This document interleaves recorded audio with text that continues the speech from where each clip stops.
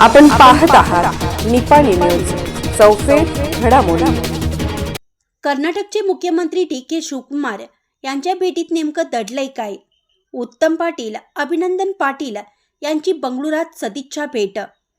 विविध विषयांवर सकारात्मक चर्चा, मुद्दे मात्र गुलदस्त्यात।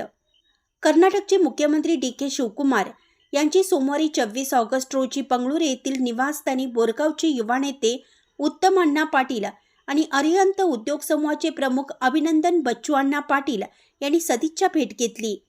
या भेटीदरम्यान विविध विषयांवर सकारात्मक चर्चा झाल्याची माहिती समोर आली आहे।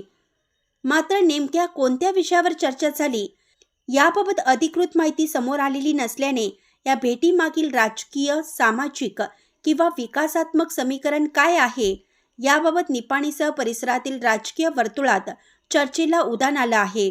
मुख्यमंत्री डी.के. शिवकुमार आणि उत्तम अण्णा पाटील यांच्यातील ही भेट केवळ सदिच्छा भेट होती की भविष्यातील एखाद्या महत्त्वाच्या राजकीय किंवा विकासात्मक घडामोडीची नांदी आहे याकडे सर्वांचं लक्ष लागलं आहे।